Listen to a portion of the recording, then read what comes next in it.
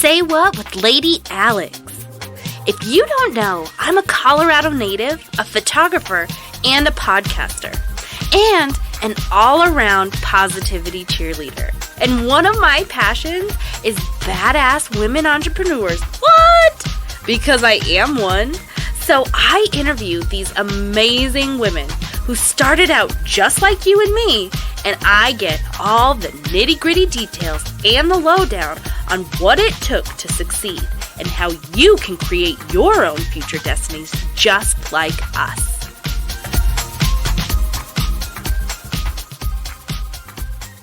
How do you deal with other people doubting you? Do you climb into bed and cry and give up on everything that you want to do? Or do you suck it up, leave their doubt with them, and crush the goals that you set out for yourself? Being underestimated is something that my next guest is pretty used to. Miss Denise Schroeder has been told that she would never succeed with her passion by many people in her life, as many of us are. But one thing that this gorgeous little gal has been able to do is use their doubts as fuel that kept her fire alive. A top 1% earning realtor in the OKC area, Denise has turned her passion project into a career and left those doubting her with their mouths open. But success like this didn't come without its difficulty, and yet this little sparkler has managed to keep her perky attitude and eye for creativity. Let's dive in to hear how she managed her own self-doubts, topped with a whole lot of others, and kept that light of hers shining. Welcome back, everyone, to the Say What with Lady Alex podcast. It's your girl, Lady Alex, and I am here today with an incredible interview. I have the beautiful Denise Schroeder. She's a real estate agent out of the Oklahoma City area. She's a top 1% production of over more than 10,000 realtors in the OKC metro area and has been recognized by the likes of Oprah, Steve Harvey, Rachel Ray, The Talk, and even HGTV's House Hunters. So she's gone from property management to quitting her job and pursuing her own career, and within 6 years, being at the top of her game. We have so much to learn from this incredible lady. Please welcome Denise Schroeder. Hi, I'm so glad to be here. I'm so glad to have you. I know we had a little bit of technical difficulties there for a minute, but I'm so pleased you're here.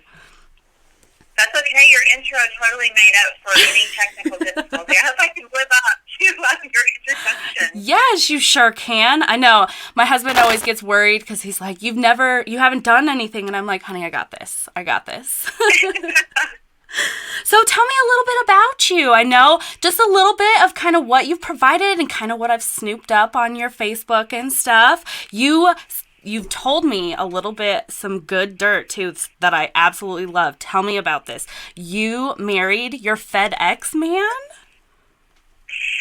Oh my gosh, it was the most unbelievable thing that I never would have expected in my life. You know, a lot of people get on Fish.com or Match.com.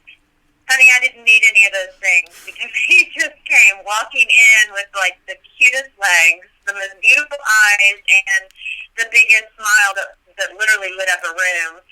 Now, we didn't have our date for 5 years. Our first date was 5 years after he was basically in my office nearly every day. Oh, wow. So we kind of into, I guess, delayed blessings with the way kind of my story has worked out with finding my calling and finding the man of my dreams. Yeah. I mean, it kind of goes hand in hand, I guess, huh? It does, because I was married before and I had 2 kids, and about 22 years ago I actually wanted to become a realtor, and I had worked in property management and really kind of thought it would be a natural progression that I get my real estate license, and I had so many people around me saying, do it.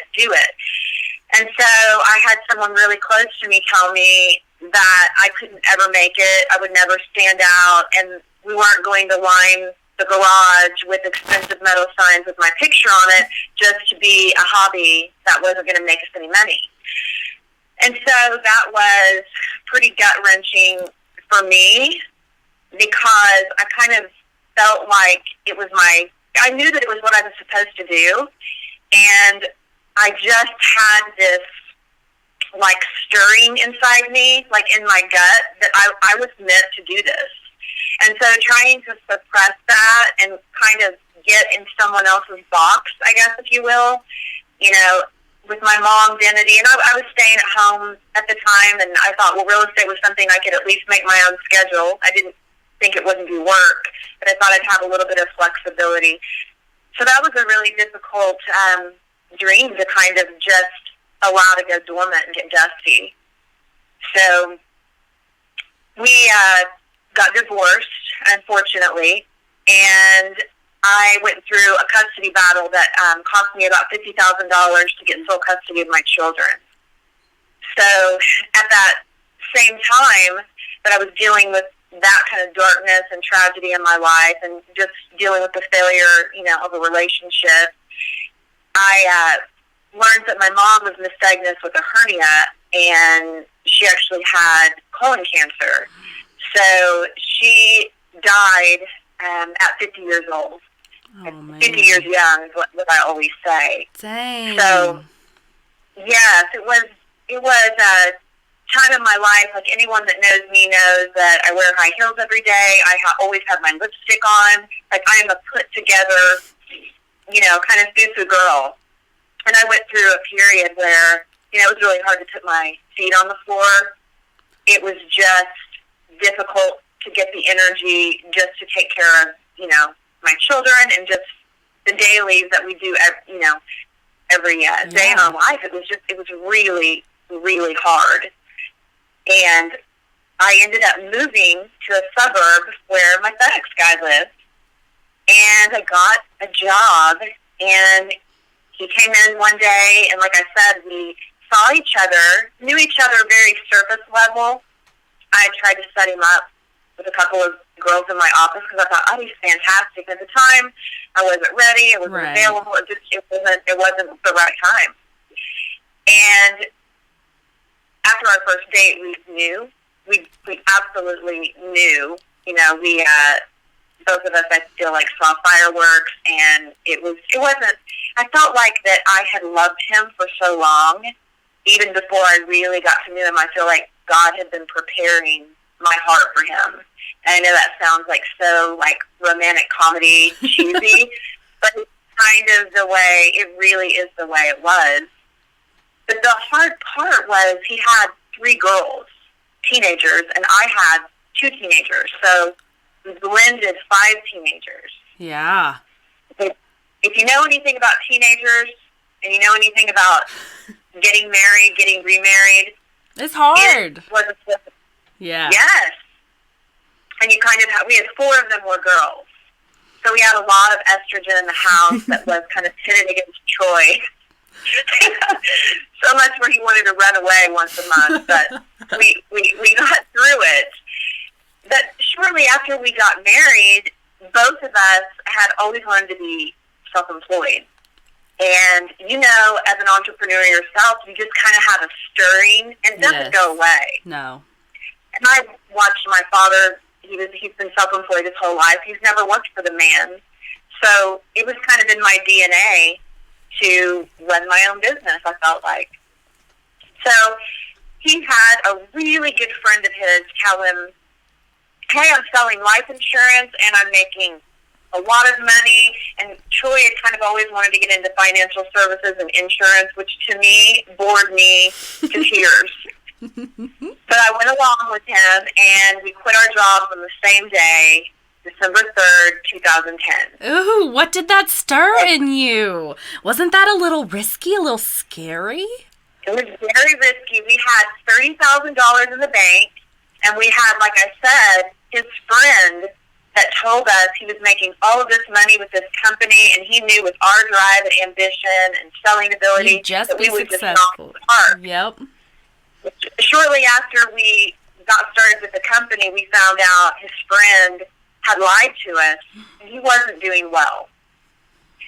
So it was like we got, you know, throat punched or something. We had quit our jobs, had our faith in this guy that had kind of become our mentor, and I grew very tired sitting there and talking to people about death every day. Yeah. It's the first thing that people generally cancel in our experience. They'll keep their cell phone and their cable before they will keep their life insurance to take care of their families when things get tight. Yep.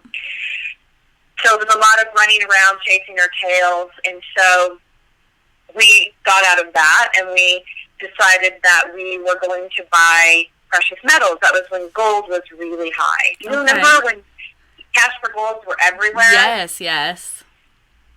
We didn't have a storefront, but we started doing parties at salons because I realized, where can I find women in droves? Yeah. That's a salon. And so we were offering more than the cash for golds, and we went to a salon one day and bought over $10,000 in gold in an 8-hour period from just advertising that we would be there, and then the salon owner got 15% of the profit. So it helped, it was an incentive for her to get all of her clients in there. And we bought about $900,000 in 8 months. Oh, wow. From doing kind of that business model. I mention that because that was the pivotal moment when I realized my marketing and using creativity and things like that, I felt like I could be successful at anything. Like, I kind of got my bearings and my self-confidence in that, which was huge. Yeah. But the gold prices went down. Oh, yeah. So after that, we had our 5 teenagers, and they were watching us. Because I remember one of them had asked us, are we going to be able to eat? You guys are quitting your jobs? Like, what's going to happen to us? We were their whole sense of security. Yeah. And we're basically saying, okay, we're going to bet the farm. So, we tried to give them peace and comfort, and we obviously didn't tell them any of our troubles or woes and the stress of being an entrepreneur, but we started selling roofs. And in Oklahoma, you get a new roof on your home about every 3 years on average. Okay, yeah. Because of the tornadoes, the wind, and the hail. Well, I hated this. This was like being a Kirby vacuum salesman, but worse. And so we were working for this company, and they weren't paying us our commissions. We were selling a lot, but they weren't paying us. They ended up being really sketchy and shady. Oh. Needless to say, it was a mess. It was a hot mess. We didn't tell our kids even what we were doing. I was ashamed. I was embarrassed because we had quit our jobs to do one thing, gotten kind of duped by a friend, and then did something else successfully, and then that was a seasonality type situation. So needless to say, Troy says to me, Denise, do you want to do real estate together? And I was like, oh! It was amazing. He had his real estate license years and years ago, and was trying to do that and work at FedEx at the same time. And he sold, I think, maybe 10 houses in a year, but decided it was too demanding to try to do 2 jobs at once. Right. So he was going to reactivate his license, and I was going to get my license. And I remember telling him, failure is not an option. I have been waiting to do this for 22 years. And the dream was that it was still there, but it was just kind of dormant. And it was awakened because we decided we're going to stand out. We're gonna be distinctly different and unapologetically different. We're not going to worry about what people say about us.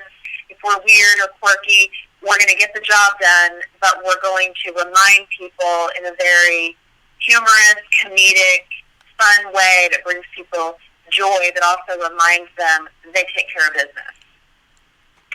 So that's kind of how we came about doing real estate and using, like, my, I guess, photographer mind. I used to have a photography company.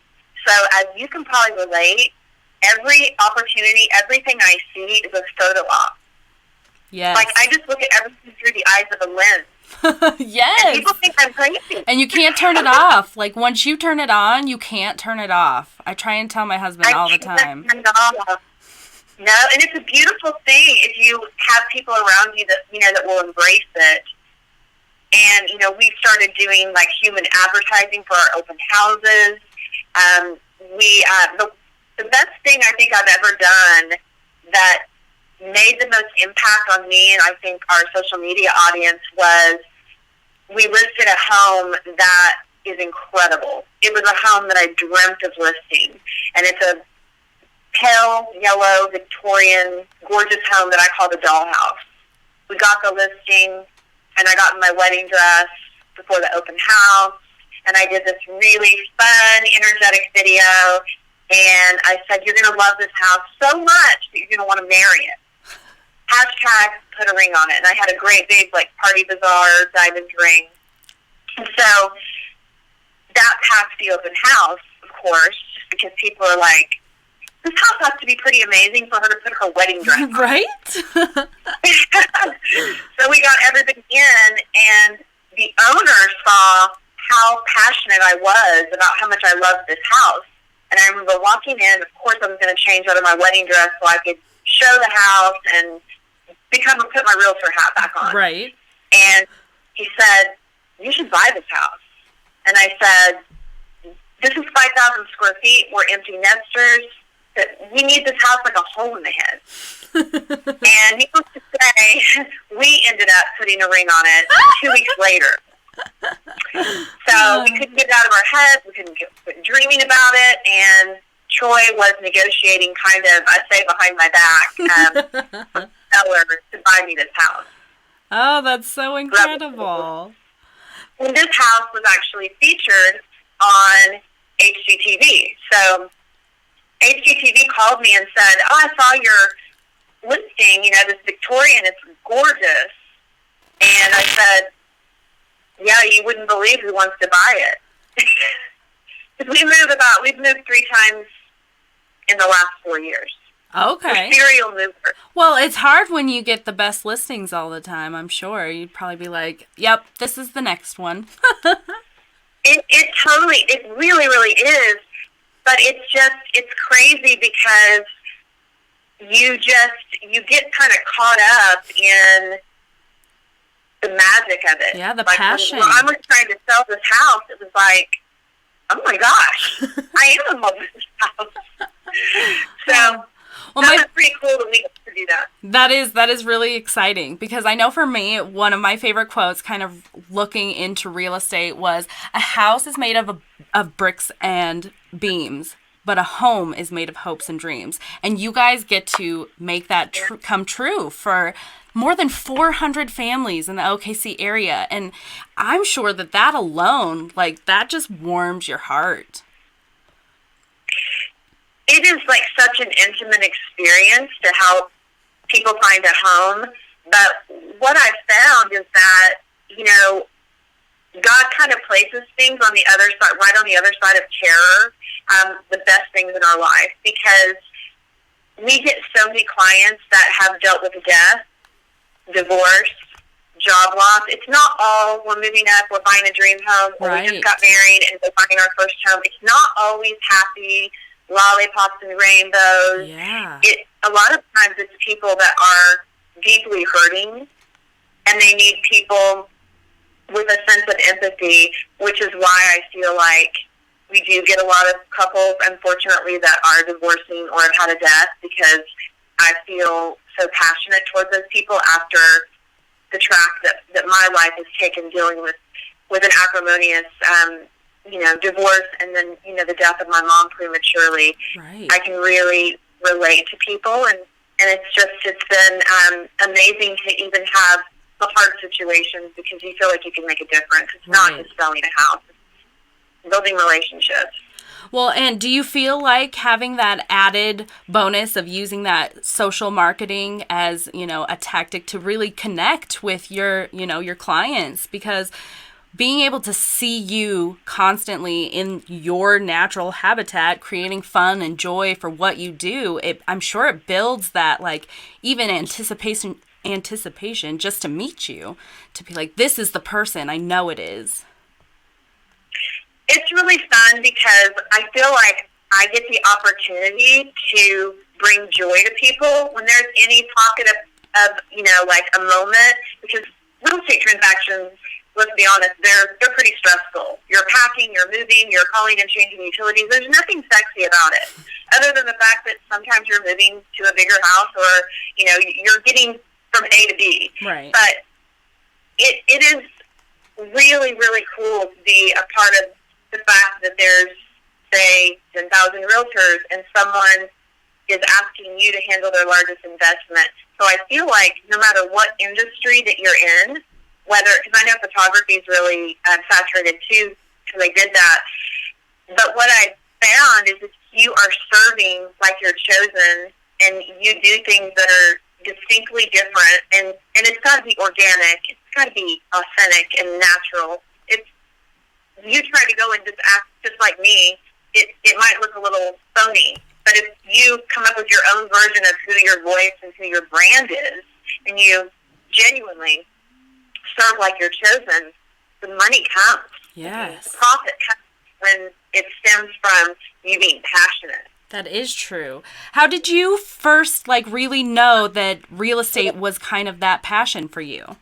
How would you help our listeners to really narrow down what it is that is your thing? How did you know what your thing was?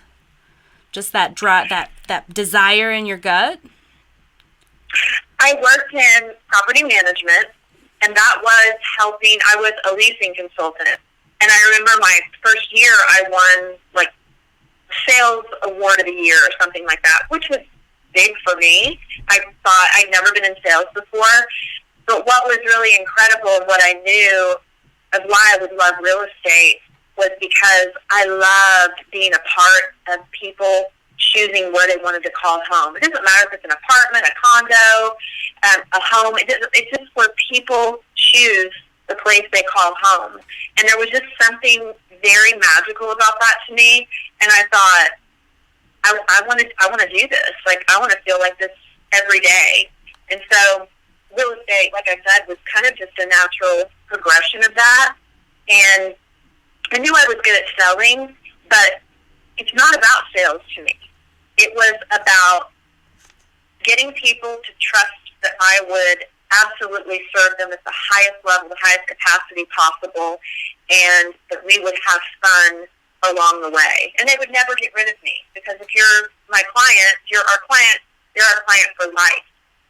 So we've just found a way that we can stay in touch with our clients, and I wish that I could challenge entrepreneurs and small business owners everywhere. We are 2020, we're doing some new things. You want to hear? Yes. Okay. So at Christmas time, we put on little, Christmas outfits, Santa hats. We had my husband had on Santa shorts, because the sexy legs have to play a part. It's 40 degrees in Oklahoma, but he went bare-legged because his legs are so good. So we are going up, and the majority of people have Ring doorbells. I found 70% of our clients have Ring doorbells. So we were going up and dropping little packages off at our clients' front doors. Aww. And we were doing a little dance. We had choreography. We were kind of doing a really jazzy version of Watch Me Whip, Watch Me Naked. But we were doing it to Jingle Bell Rock, so we made it festive. So after we did these Christmas, I call them dance and dash, I told my husband, who is more introverted than me, I have to force this stuff upon him. He's a good sport. So we're going to start doing a monthly DoorDash. And so what we'll do is we'll do a drawing. I have a private group on our Facebook.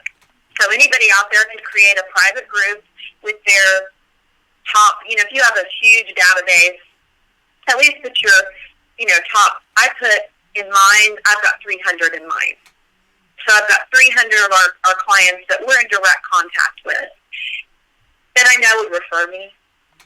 So they'll have first dibs at it. But what we'll do is we'll do a drawing, and whatever client I draw, sometimes it'll be like our page or give a review, whatever the contest is, right? Whether it's just a drawing or whatever, you can choose and have it kind of be a little bit of a variety. But then we will go and we will do a special dance at their door. And then we will give them, say, for example, a gift certificate for DoorDash, which is like Grubhub or Postmates or something. So we'll use DoorDash since this kind of, goes along with our dancing and dash. But doing things like that for your clients, those are things that aren't forgotten. Yes. So I also do singing telegrams. I dress up like Marilyn Monroe. And people don't forget that. Yes. When Marilyn Monroe shows up at your work. That's awesome. So you have to do things to stand out. And not, you may not be able to sing. You may not be able to dance. The worse you dance, the funnier it is. Right? Just to put yourself out there. Exactly. And you can do Dub Smash or TikTok. The lip syncing stuff. So my point is, like, stretching yourself to do things. Like, if someone took the time to drive to your porch to drop something off, yes. it leaves an impression. So I'm just challenging people to step out of their comfort zones because, when you're convicted, it's not convenient and it's not comfortable. But I'm convicted to grabbing on to my sphere of influence and everyone that loves us and refers us and trusts us with their friends and family to keep in touch with them in a really fun way. We also do quarterly client appreciation events, which I think is cool for any business. Yes.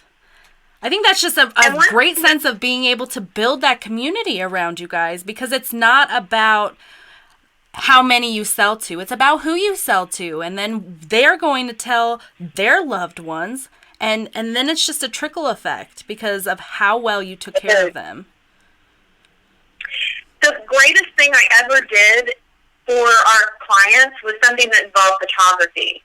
So I've done it twice now over the last 8 months. So what I do is I plan a client event. I did this one at our house because our new house has a really great backyard. It's really lush and beautiful. And so I bought on Wayfair a really cheap purple vintage couch. I was the photographer. The time before I hired a photographer, the whole time I was like, I wanted to just push the camera out of her hand because I wanted to take over. And I thought, I need to be connecting with my clients because they're going to remember that I took those family photos. Yes. So I sent out a Google form. It was super easy. And I had all the sessions filled up within 30 minutes. And we're talking 15, 20 sessions. Or they could either do holiday themed, I had pillows and different props to throw in, or they could just do a family photo. Yeah. So we did, and clients love that. And you can do that for any business. People could hire you in your area. If you do photography, great, jump in there. But it's not that expensive to hire someone that will give a few prints, give 3 to 5 prints or something to your clients, and they love it. Yes. Hi, I'm Maury Finkel, founder of Finkel's Fixtures, biggest lighting fixture chain in the Southland. And if you're anything like me, you like free advertising. And the only way to do that is to get on the Say What with Lady Alex podcast. So do it. Call 970-778-7991 and book your interview today. Do it. Do it. Well, I think especially with what you do, that would be just an extra added bonus.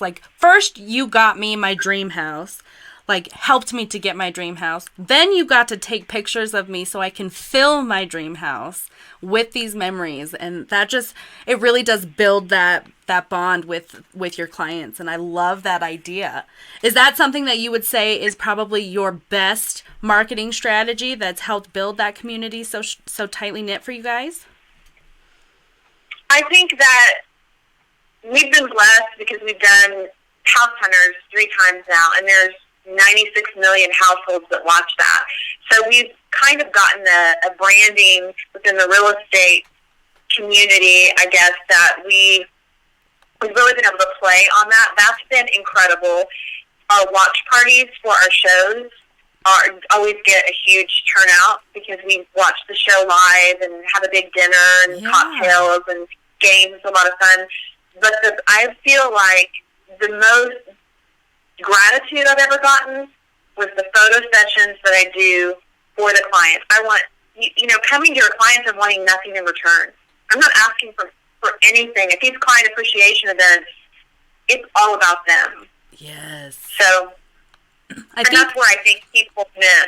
I was going to say, I think that's totally lost, too, in this age of social media and everything being online and everyone on their phones constantly. My saddest, the saddest meme that I see is the one where it's the adults out to dinner and they're both on their phone. And I'm like, where have people gone? But with these opportunities that you and your company are providing, it really brings people kind of out of their shell and it lets them even build community within themselves, not just attached through you, And it's pretty cool because there's some introverted people, like big burly men that Troy's like, you're never going to get John to wear that crazy hat at closing. Like, he's not going to do it. He's going to tell you you're nuts. And then I get him to do it. Yes. And then if I forget to bring props, or I don't bring them in purposely to a closing, which is where you get your keys and it's real celebratory, and I think, they won't do it. I don't want to make them uncomfortable. Sometimes they'll say to me, well, where's our celebration? Well, I don't get to do it.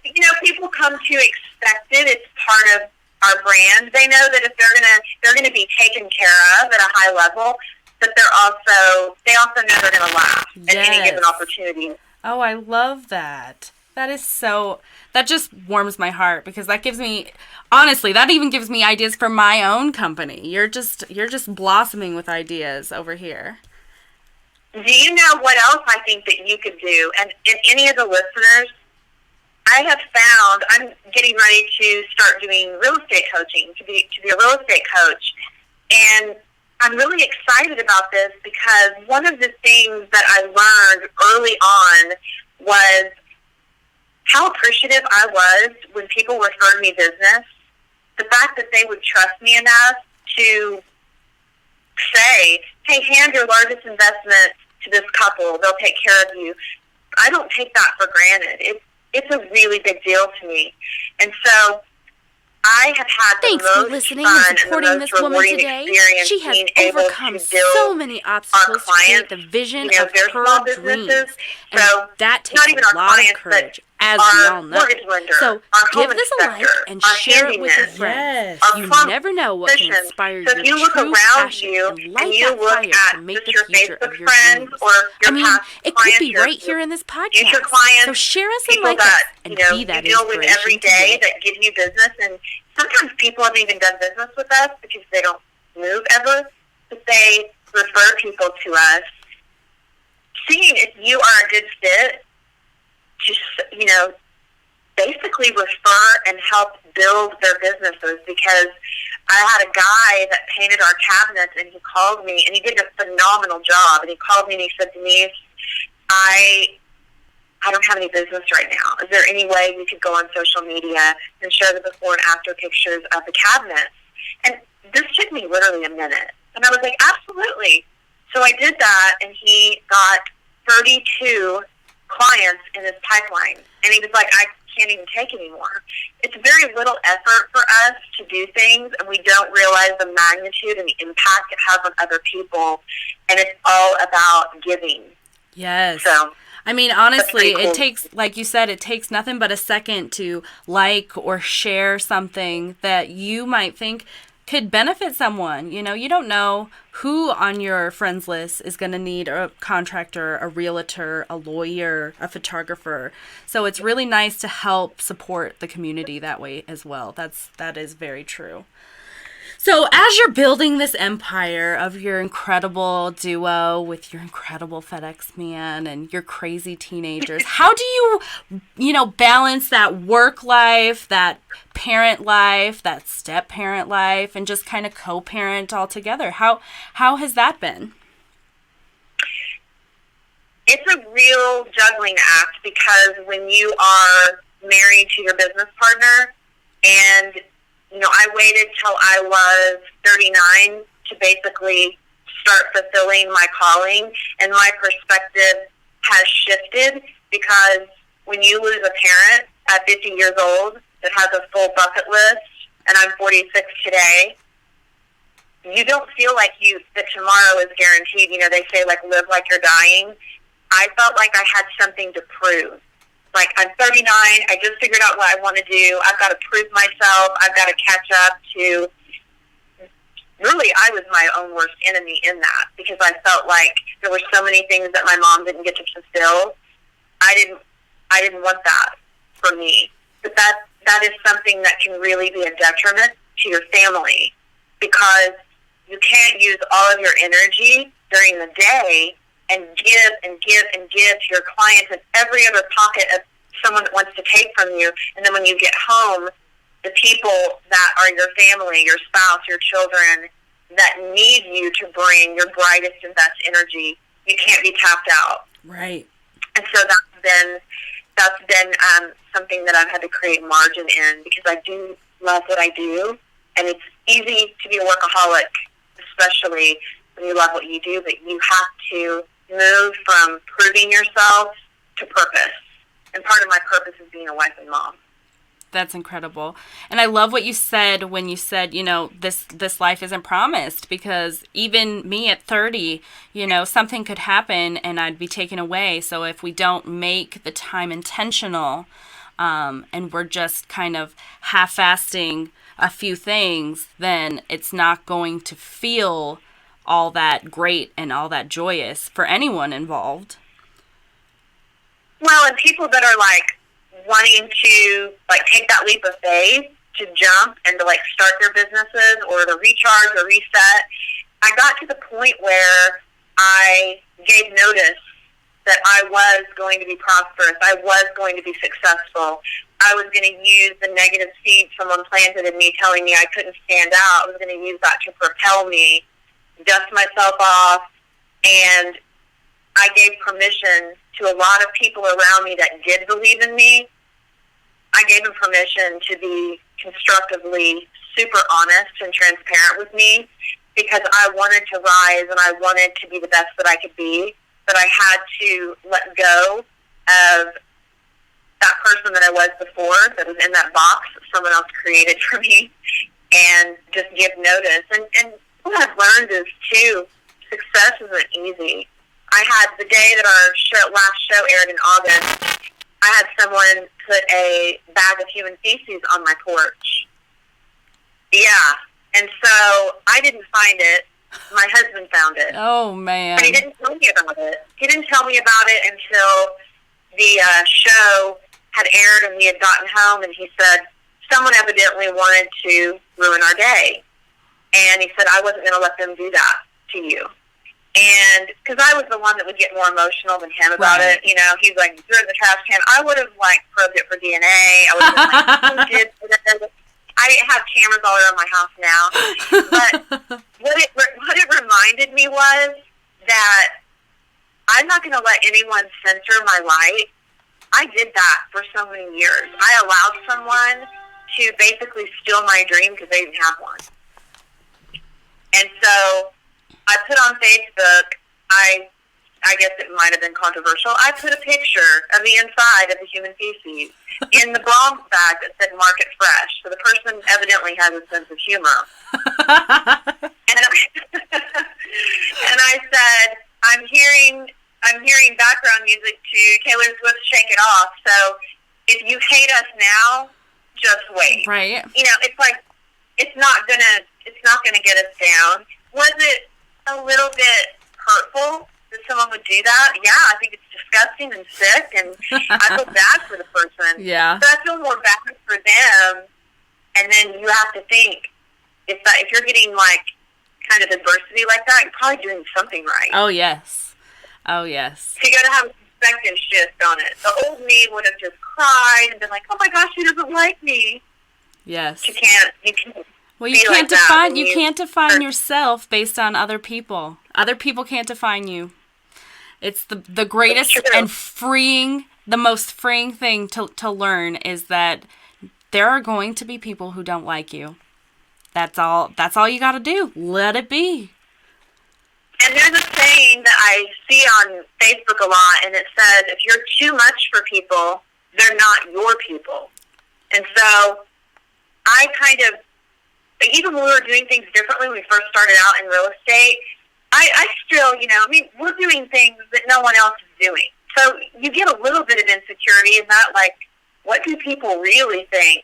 But then the real estate journalist of our local Oklahoma City Daily Oklahoman, he named us most innovative in our industry and took us out to lunch. And I thought, this guy gets me.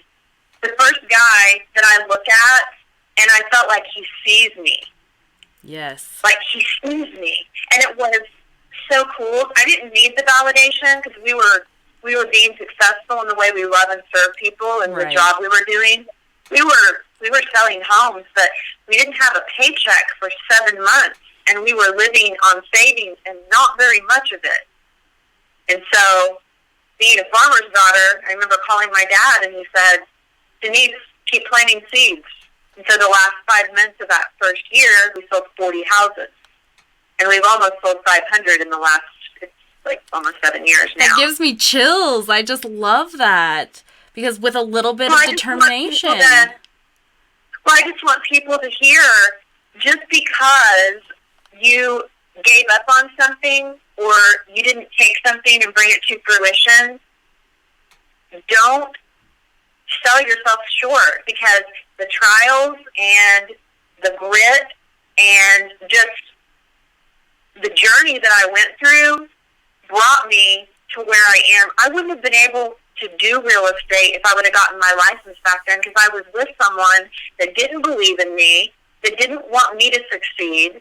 You know what I mean? Like, I didn't have the self-esteem. You weren't set up for success.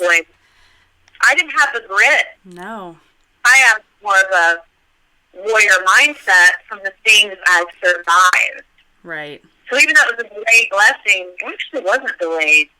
It was all in perfect time. God knew this FedEx guy was going to come in, and the thing we touched was like, turn to gold. That's the way it was supposed to be. Yes, yes. Oh, I love that, because it's just crazy how things just happen, kind of like freak accidents. It can feel that way at times. But yeah, I think that there are people that they don't pursue their dreams, and they kind of feel like somebody kind of set fire to their forest, and they just let it burn. Mm-hmm. You've just got to come back, and you got to replant and decide. I know there's a lot of people with it getting ready to be 2020. Like, what are you wanting to do? What are you going to not shelf this year? What are you going to make happen? Are you going to recharge your business? Are you going to start a new? What are you going to do? Like, the time is now. We have one day. Yep. Right now. And no one's ever going to be ready. I'm sure you weren't ready to quit your job. You weren't ready, but you did it anyway. Scared to death. Now, of all the crazy, risky things that you have done, what would you say would probably be your biggest mistake? The biggest mistake? That way we can kind of maybe help our listeners to kind of avoid these similar mistakes when they're going off on their adventures. When I was married, before I got into real estate, and before I got divorced, all that, with my kid's father, I went into the Oprah Winfrey show. And I remember writing in, and I said I felt like I had some hormonal issues, and my doctor wouldn't listen to me. Long story short, I got a call back from the producer almost immediately. They flew out, filmed us, flew us out. The show was so incredible. It was one of the highest rated shows of 1999. It's been a while. And then they had us come out to do another follow-up show. The biggest thing I think I didn't do was listen to Oprah Winfrey when she whispered in my ear at the end of the show and said, I can't make your husband nice. Basically, you deserve more. You deserve more than this. Yes. And she heard our whole story, everything we were going through, and kind of saw the dynamic. And as everyone knows with Oprah, she's pretty perceptive and has a high level of intuition. But I think in saying that, it was not listening to my gut when I knew that I was in a dysfunctional, unhealthy relationship, and I stayed way too long, and I allowed someone to, I guess, make it seem my normalcy to conform to what I thought that they wanted me to be. And so not being myself and feeling like I wasn't enough. And so I would say to everyone out there, you are enough, and you are worthy, and you can do it. And if you are around people that don't support you and discourage you and don't want you to succeed because they want to be, they want you to be miserable with them, then get new friends. Yes, amen, sister. Amen. Because honestly, there are so many fish in the sea, and it's an incredible story to get to hear that someone with, children who was in a terrible situation was able to get out, not only get out, but get out and thrive. You were able to recreate, like you said, you replanted your forest and you are thriving. And I think that takes a lot of courage. And that shows that, hopefully to my listeners, that you can replant, you can rebuild, you can do whatever you want to do if you are in a situation that you don't feel is safe for you or your family or your children. You can get out, there is help, and you can do it. Yep, you just got to be radical and unapologetic, and you can't be afraid to be unrecognizable to yourself when you go through those changes, because I don't recognize myself from who I was over 20 years ago, and thank God. Yes, yes. So, to wrap up this wonderful interview with you, my lovely, tell us one thing, because I know for me, I have not bought a home myself yet. What would you give, what is the biggest piece of advice you would give first-time home buyers that they are scared to possibly go into this big investment? The first thing is you need to have a real estate professional helping you. In most parts of the country, it doesn't cost you anything to have a realtor as your buyer's agent, and there are a lot of moving pieces that you don't do this every day. So it's normal for you to be fearful.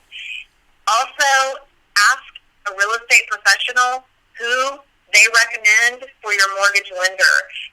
One thing for you, especially being out in Colorado, I know the market is really hot. It's really competitive. And so if you use a nationwide lender, for example, I'm not going to bash any lenders, but a lot of the nationwide lenders, you could miss out if you make an offer on a home because you've got a lender that's known to close late and be terrible. So you want to connect with that real estate professional and find out who are the most trusted by all the real estate professionals in that area, who are the lenders that have the best reputations, because it's going to help you, especially if you're in a competitive housing market and you make offers. That's smart. That's really smart, because that advice can, like you said, it can save you missing out on a house. That's awesome. It can, definitely. Well, Miss Denise, tell us where we can find you so we can be up to date on all your fabulous marketing material and those creative pictures you're always posting. Okay, so on Facebook, my husband and I, surprise, we have a joint page. So it looks like his middle name is Denise. So it's Troy, Denise, and then my last name is Schroeder, Schroder. And then can you put my Instagram handle in the show notes? I sure will. It's long. Yep, I sure will. I would love to follow and connect, and send me messages if you want to chat about taking a leap of faith. Yes, and I love you're based out of the OKC area, but I did kind of do a little research on your page. You do kind of some other places, don't you? Some worldly places, or no? Are you sticking to OKC right now? I did have my Oklahoma real estate license. I can refer people. I actually do what's called matchmaking. So if you were going to buy a house in Colorado, I actually know several realtors, so I could connect someone with a person that would perfectly match your personality. Perfect. So not only the talented real estate agent, but also a link and connection to making that bridge. So awesome. Thank you so much, Denise. This was an incredible interview, and I'm so glad and lucky that we got to hear your incredible words of wisdom. And I hope that all of my listeners go follow her. She is an incredible person, and you have to see these pictures because she has real talent when it comes comes to posing and having some fun. Being underestimated is one of the biggest competitive advantages that you can have. It allows you to not only fuel your passion with that drive to prove them all wrong, but it allows you to already start at the bottom. And my grandma always told me that it's the best to start from the bottom because you can only go up from here. Denise is living the life of her dreams, but it doesn't always work out like this. It took Denise a long time to understand her own worth and have enough ambition and motivation to then ask the world for it. For those of us listening to this podcast who may be struggling with the weight of other people's doubts, just know that you are not alone. All it takes is the right amount of confidence to stand up for what you know you're worth and accept nothing less. You are all incredible, individual, creative souls who were given these unique abilities for a reason. And to undervalue yourself based on someone's inability to see your worth is a disservice to you, your family, your community, and the world. The minute that you realize your own self-worth, you shift your energy to attract new people who respect your worth. And it starts with you first.